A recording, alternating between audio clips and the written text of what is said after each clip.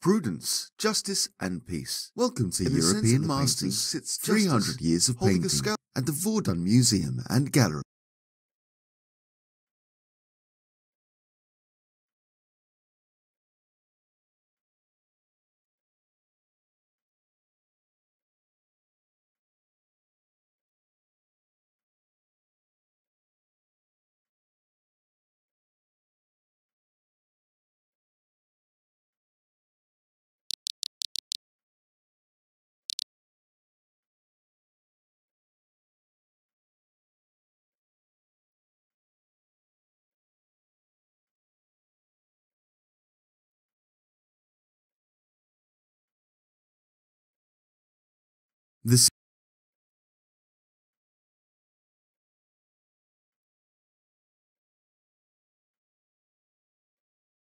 The sitter of this portrait, a member of the Parisian society, whose literary salon was a popular meeting place for the most noted people of her day, appears as Diana, goddess of the moon, the forest and the hunt.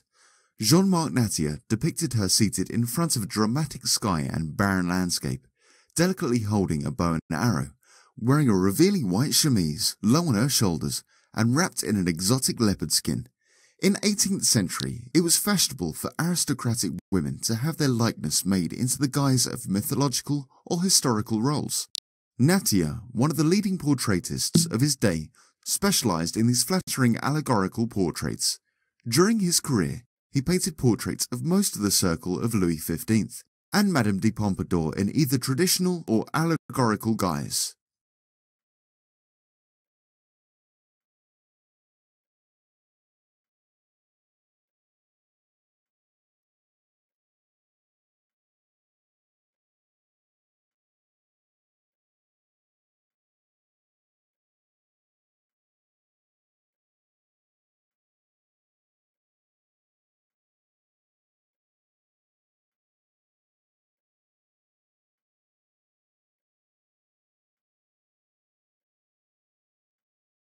Prudence, justice, and peace.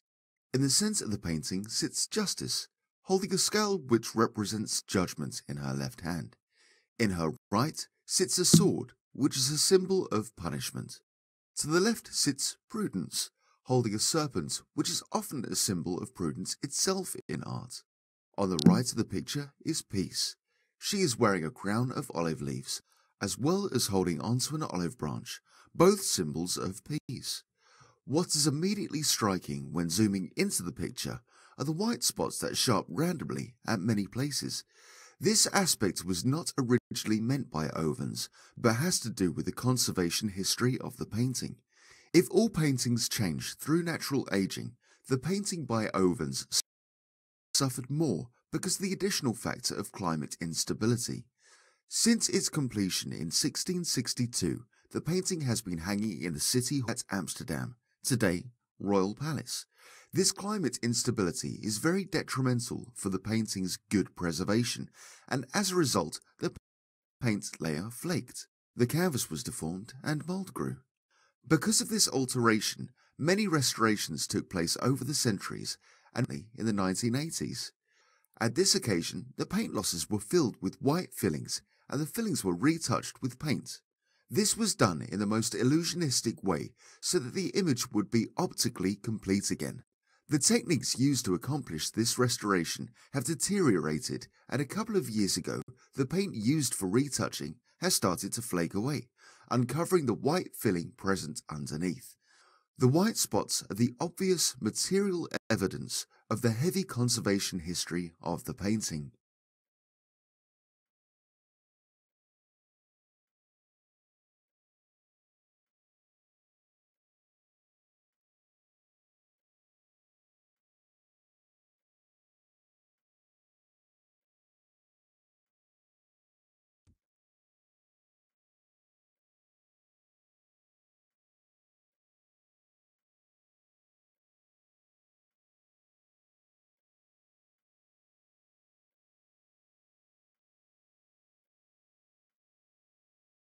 In this large canvas is depicted one of the New Testament's more macabre stories.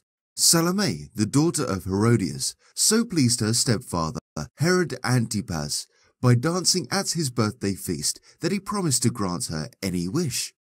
Prompted by her vengeful mother, Salome asked for the head of the prophet John the Baptist, whom Herod had imprisoned for denouncing his marriage. The painting illustrates the moment when the head of the saint is presented to the beautiful young woman.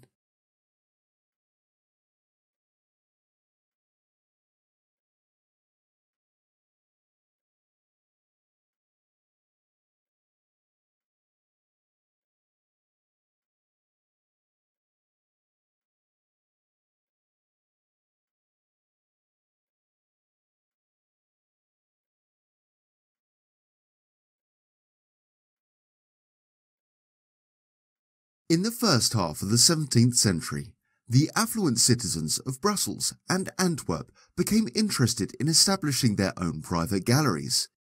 They were inspired in this desire by a celebrated model, one, however, that they could never hope to match. The collection began in the early 17th century by the Spanish regent in Brussels. Here, David Teniers, chamberlain, court painter, and keeper of the Archduke's art collection, is accompanying the scholarly collector on a visit to his gallery. On the left, other visitors are grouped around a table. Among them, the diminutive castle chaplain, painter, and later gallery director, Antonius van der Baron. Among the elements often found in views of picture galleries are the paintings propped up in the foreground and the opening of the perspective to the rear, sometimes through a door or, as here, through large windows.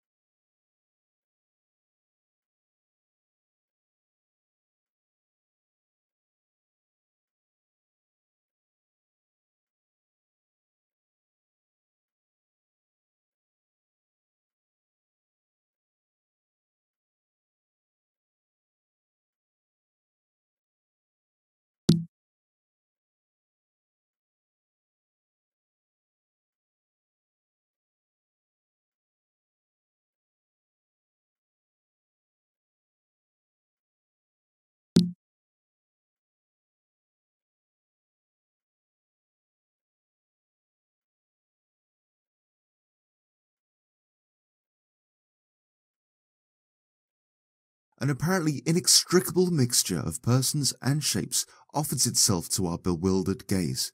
Emerging from distant depths in a halo of light, monsters are thrown to earth as from a breaking wave. Angels combat them, led by St. Michael, thin as a rake in his golden armor, striking with his sword at the dragon with the 7 crowned heads on which he has his foothold. The combat of the archangel with the fallen angels is described in the book of Revelation and was frequently illustrated from the Middle Ages onwards. In this rendering, the violence is expressed not in the bitter nature of the battle. Indeed, St. Michael and his sparse troops do not appear particularly threatened by the demons, but by the intensity of the fall. Infernal and endless, of this crawling, hideous multitude that invades the entire surface of the picture, in a remarkable unity of action which increases its impact. By borrowing minutiously observed elements from the plant, animal, mineral and human worlds and combining them to form hybrid, deformed beings, the artist invents creatures that are most repulsive, but also the most curious and fantastic imaginable. Mussel shells grafted onto a gigantic shrimp, a human head with butterfly wings attached to a shapeless, bloated body, a puffy gnome carrying a sundial and with a plumed helmet on its head, vicious fish with arms, lizard scales, crustacean paws, a seemingly endless list. Within the melee, every element is differentiated by the scrupulous rendering of the textures. With their long, refined silhouettes, St. Michael's allies, elegantly garbed in delicate, luminously coloured albs, are automatically on the side of the good, in a state of grace that enables them to dominate effortlessly the monstrous hordes, moving around in a clear and azure sky, which is in a profound contrast with the darkness reserved for the rebels.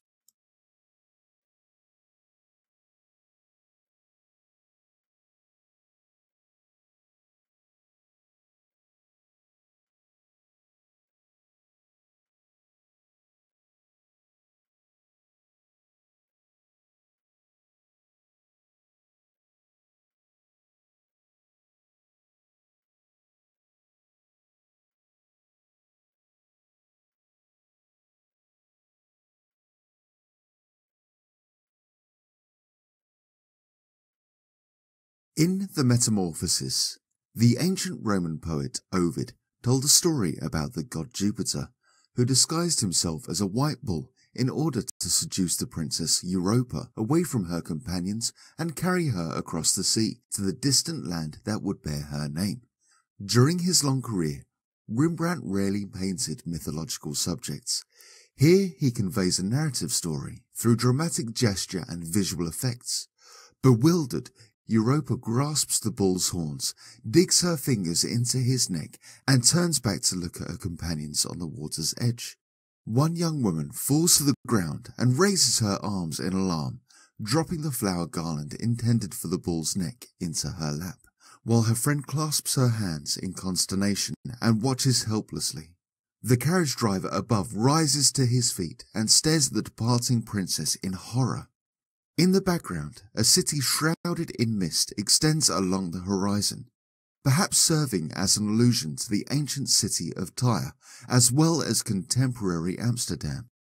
The dark thicket of trees to the right contrasts with the pink and blue regions of the sea and sky.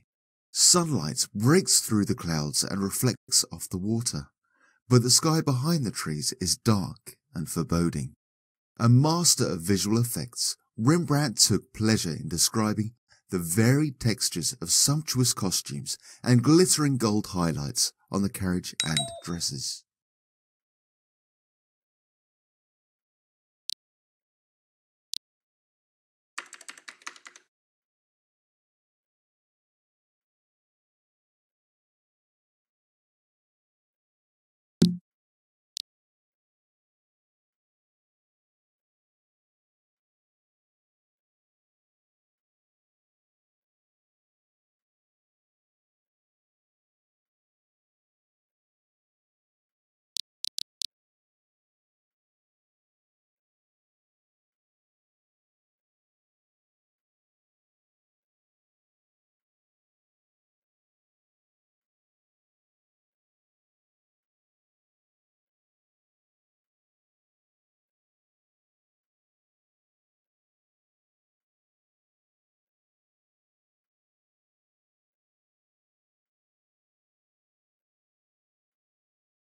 Mary is standing in the nave of a Gothic cathedral, larger than life, and with the child.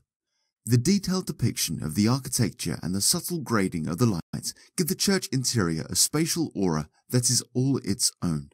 The bright daylight coming in through the lead-framed clerestory windows and the side portal is a reminder of the passage of time.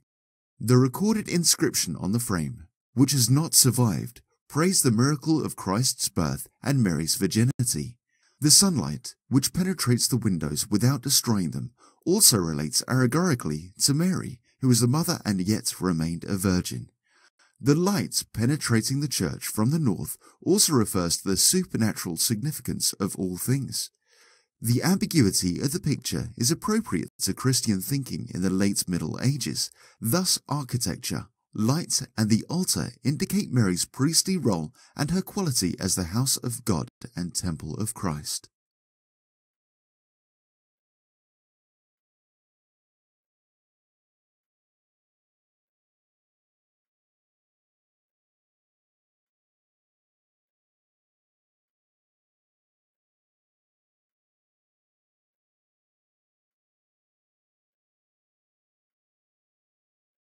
Four seated women representing water, air, earth, and fire are surrounded by a lush landscape. The fish flowing from the water jug and the cornucopia of abundance cradled in the arms of the figure on the right correspond to the tactile elements of water and earth. The birds in the sky and trees and the objects of battle in the foreground correspond to intangible elements of fire and air. The figures, the still life objects, and the landscape work together as a unified scene, yet two different artists worked to create this painting. Frequent collaborators, the skilled figure painter Franz Franken II painted the women and background figures, and Jan Bruegel the Younger described the landscape.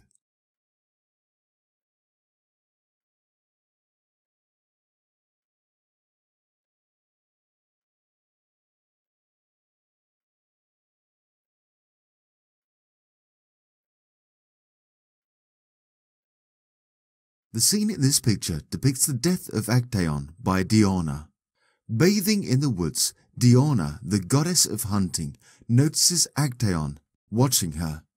In anger, she swiftly turns him into a stag, causing his own dogs to attack him, leading him to his ironic death. Many paintings have been created throughout the centuries of this story and has even been set to operatic music.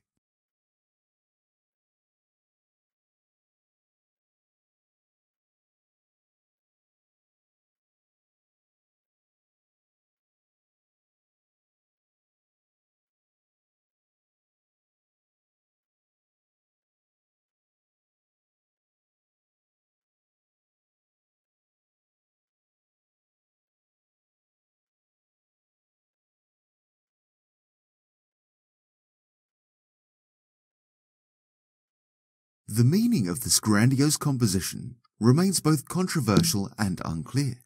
A delightful Cupid stirring the crystal clear water could be the key to the interpretation of this painting. The central figure of love is the link between these two beautiful women, who are depictions of sacredness and profaneness. According to the most credited theory, the female characters are twin sisters embodying the two different ideals of beauty praised by Neoplatonic humanism. The bas-relief decorating the fountain brings a note of unpredictable brutality to the calm and serenity of the scene.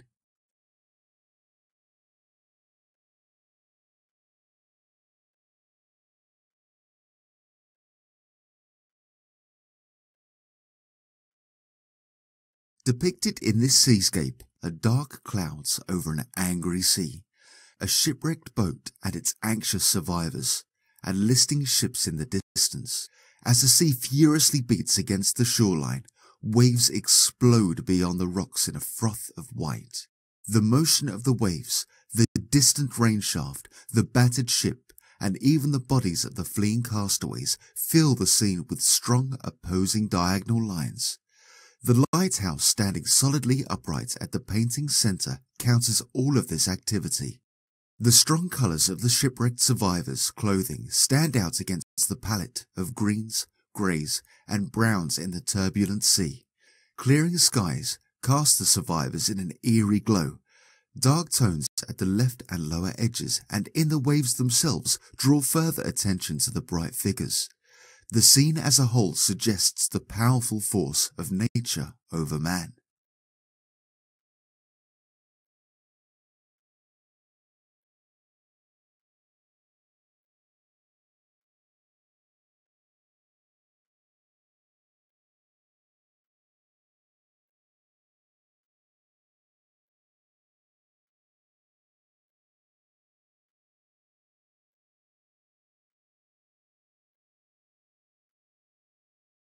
Anne Thistlethwaite, the Countess of Chesterfield, appears lost in thought as she sits with her left arm resting on a plinth.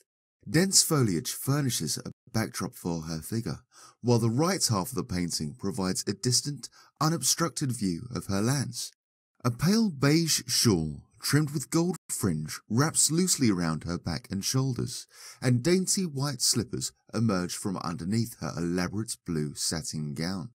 Her fashionable, upswept hair and low-cut gown reveal the graceful curve of her neck and breast. Among Thomas Gainsborough's many portraits of English aristocrats, this large painting stands out as a remarkably loose and freely painted example. He conveyed a sense of immediacy in the large, sweeping brushstrokes used to describe material, foliage, and background sky. Short, curved brushstrokes form the tree trunk, while longer strokes of blue and white paint create an illusion of shimmering, rustling fabric. Small dabs of white and gold paint applied to the shawl lend it a rich, glimmering effect.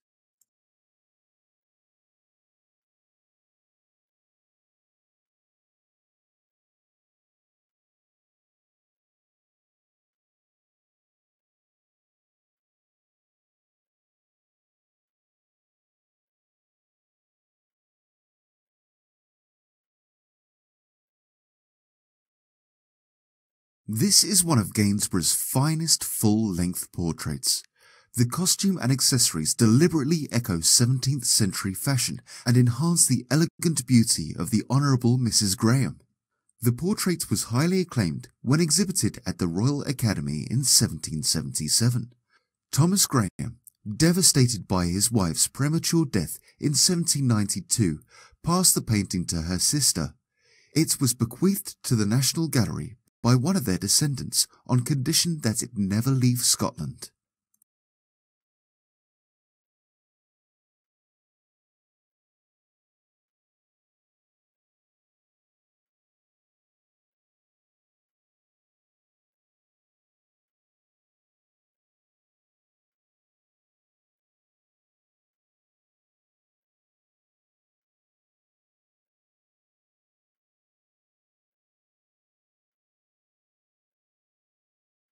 The portrait shows the Hanseatic merchant Georg Gies at 34, sitting behind a writing table in a corner of his London office, surrounded by numerous objects that identify his rank.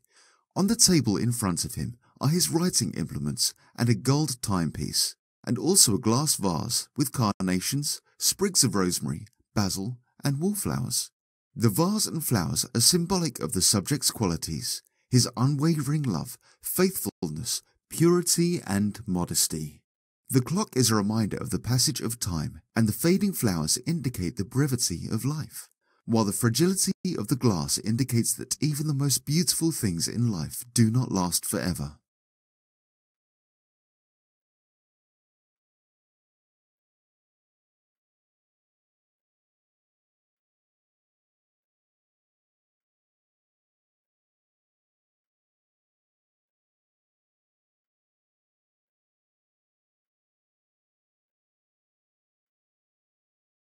Amid the disarray of Vulcan's forge, Venus leans into the embrace of her lover, Mars, who is transfixed by her alluring gaze.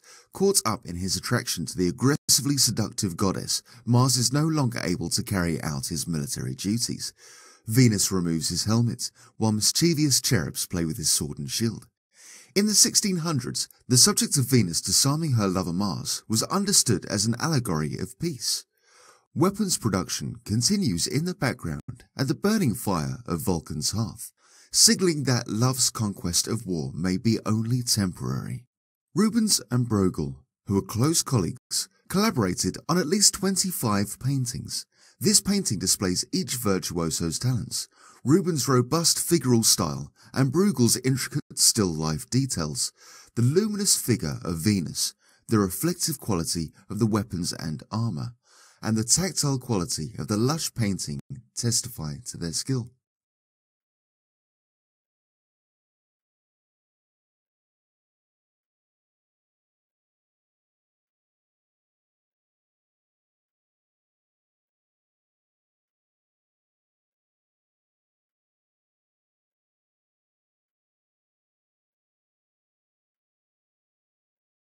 The tragic farewell the lovers bid each other is touching and edifying at once.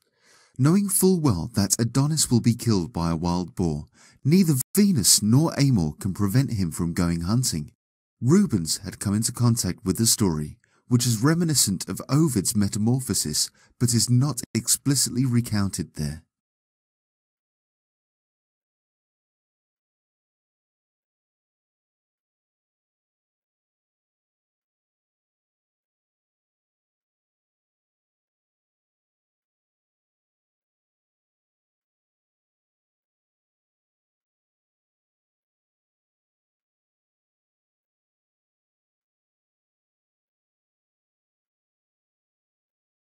In August 1787, when it was due to be exhibited publicly in the painting salon, the reputation of Marie Antoinette was so bad that the portraitist did not dare send it.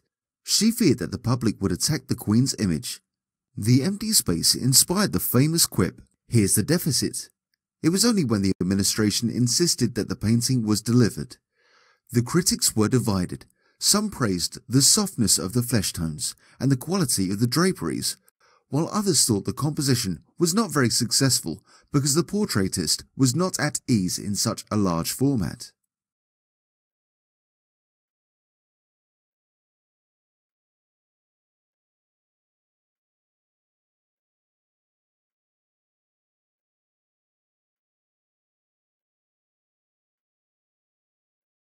The sitter for this portrait, Richard Piers Symonds, was a 25-year-old member of Parliament when he was painted by Sir Joshua Reynolds.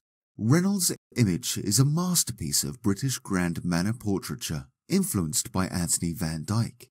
For most of the 18th century, portraiture was considered the lowest form of art, which required no imagination because the artist merely copied the sitter's features.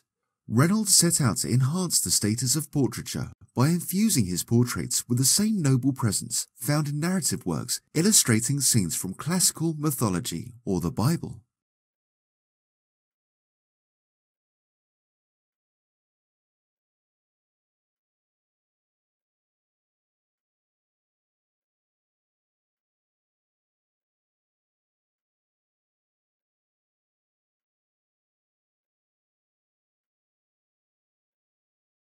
Here the artist has chosen an unusual vantage point. From the depths of a shadowy space, we are given a glimpse of a room. A richly clad woman has momentarily ceased her music making for a letter that has just been handed to her. She looks up expectantly at the servant girl. The subject of the letter could be related to the seascape behind the two women. In the 17th century, the sea was often compared to love and the lover to a ship.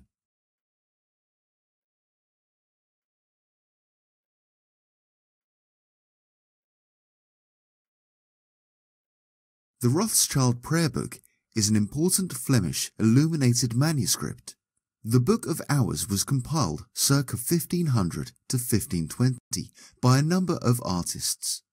The prayer book is one of the most beautiful examples of manuscript painting in existence, and since 1999 has held the world record price at auction for any illuminated manuscript. The paints used in books like this were created by crushing minerals and herbs, then mixed with a base to be painted on thinly stretched and smoothed animal hide called vellum. Only the rich could afford such luxuries as books, and even fewer one of this quality and beauty.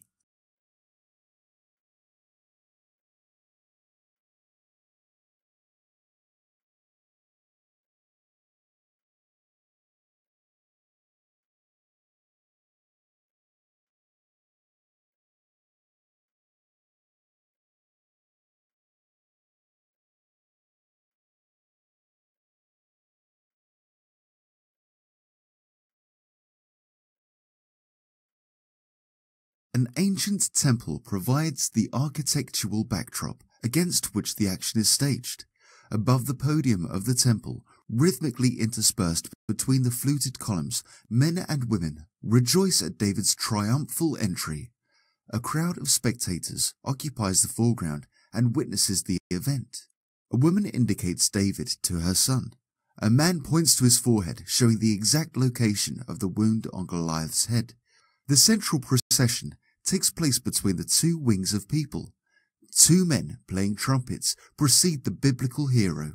Young David holds the impaled head of the Philistine giant and marches in front of a general riding a white horse, most likely King Saul. The entire scene is carefully arranged.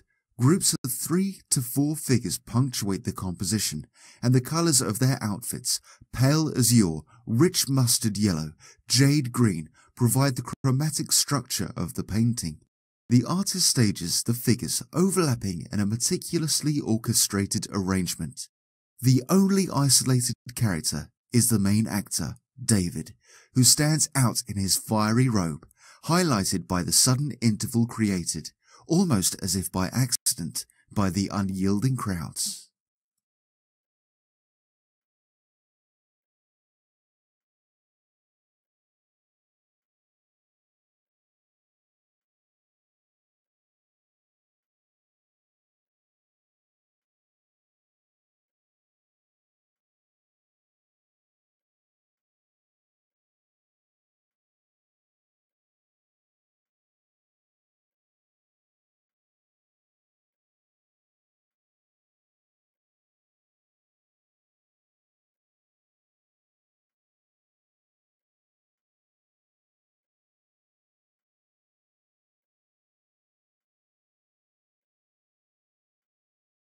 In a luxurious park, adorned with a monumental fountain, two couples perform a country dance, accompanied by the music of a rustic bagpipe. On either side, other couples play out the game of love in its various stages of anticipation, entreaty, and reward. Lancret's subject was an invention of the 1700s called a fete gallant. These paintings depicted a pastoral landscape peopled by elegant figures strolling, making music, or attempting to woo their partners. Participants of the fete gallant seemed uninhibited by the stiff conventions of formal society.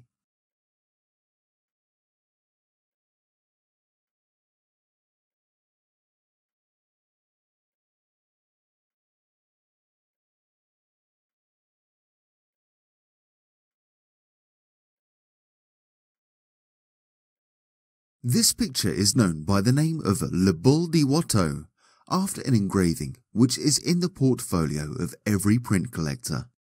On a beautiful spot embellished with trees and a waterspout, a superb structure supported by pillars and ornamented with marble statues is divided into arches, opening to an extensive view.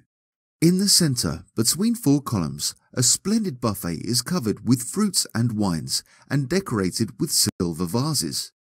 About 70 figures are assembled on the lawn, comprising ladies, gentlemen, musicians, and children. The dancers are in the first division on the right, and the musicians are ranged on an amphitheatre. In the opposite, more retired and surrounding the refreshments, are the rest of the company, some standing and others seated.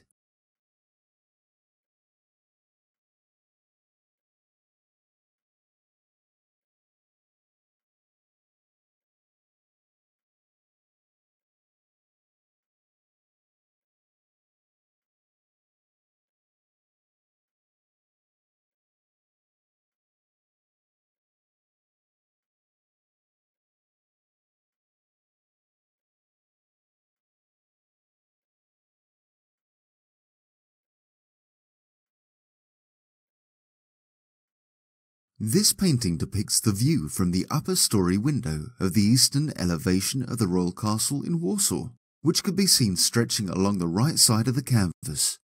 Unfolding in the distance, past the castle's terraces and the pale walls of the tin roof palace, is the Warsaw panorama. Looking south along the Vistula River, we see churches, palaces, and residential building dotted the landscape all the way to the former residence of King John III, Sobieski in Vienna. We can clearly discern the Holy Cross Church with its twin bell towers and a bright structure that is Casimir's palace, set in the distance from the neighbouring buildings. On the castle's terrace, the artist immortalizes the everyday life of the last Polish king's court. Looking from left to right, we see a changing of the Royal Infantry Guard, a horseback riding lesson in the arena, and work being done on the castle by workers at the Royal Sculpture Studio.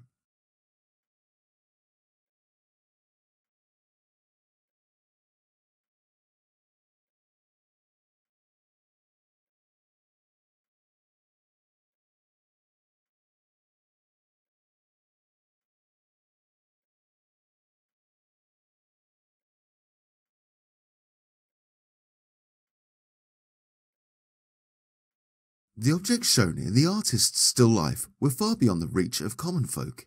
For example, the lidded vessel of rock crystal with gold trim shown in the middle is the so-called Holbein Bowl, owned by Henry VIII. This is a piece that the artist might have seen in the art galleries of Amsterdam. Between the Holbein Bowl and the porcelain bowl is a pocket watch with an open crystal lid and a key suspended on a blue string. Perhaps the watch is also the key to a moral message that our earthbound materialistic lives will soon come to an end.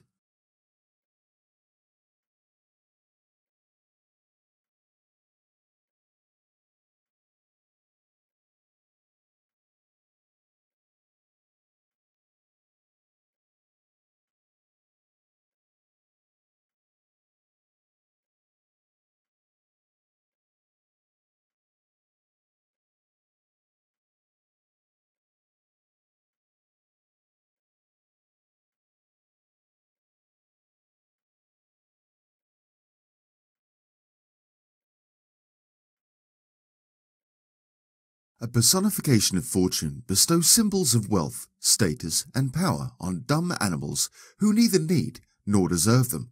Fortune is usually represented with a blindfold, but Salvator Rosa showed her fully aware of her favours. Similarly, the cornucopia is usually shown facing upwards by depicting it overturned. Rosa expressed reckless extravagance. The beast, portrayed with stark realism, trampled the attributes of art and learning, including books and a palette. Draped in the cardinal red of the Catholic Church, a donkey shields an owl, the symbol of wisdom from the light. Bitter over his exclusion from papal patronage, Rosa included personal references, a book bearing his monogram, and a pig stepping on a rose, which alludes to his name. As a satire of Pope Alexander XVII's nepotistic artistic patronage, this painting nearly sent Rosa to prison. After showing it privately in his studio, he flagrantly disregarded all advice and exhibited it publicly in the Pantheon in 1659. Allegory and fortune aroused such a fury that only intervention by the Pope's brother saved him.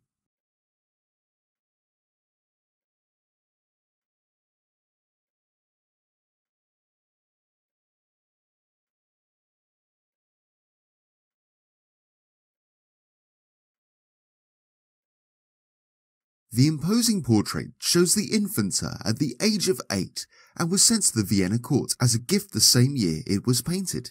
The stature of the splendidly dressed child gains unity and three-dimensional quality only from a certain distance.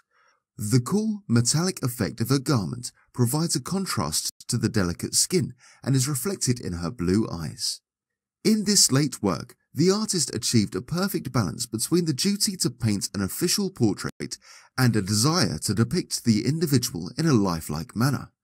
In the 18th century, the picture, which was already a fragment of the original, was cut down again to an oval shape. It was restored to its original form in 1923.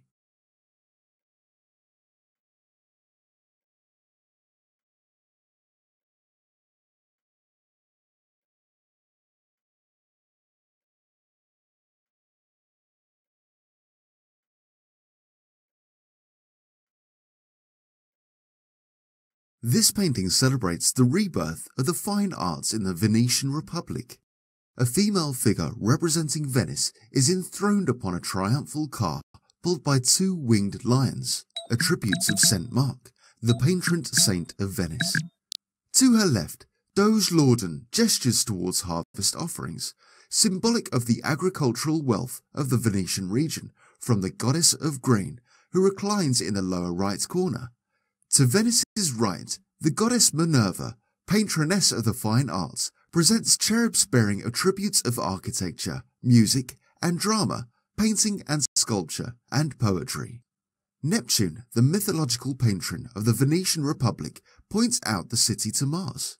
Above Venice are the figures of fame, with trumpet and laurel branch. Double-faced history, her older face looking back to Venice's glorious past, while her younger aspect contemplates the city's equally glorious present. And Mercury, who presents a history of the Republic's achievements to a group of ancient sages. In the background is a view of Venice's Molo, the waterfront along the Grand Canal near St. Mark's Square, and the Ducal Palace.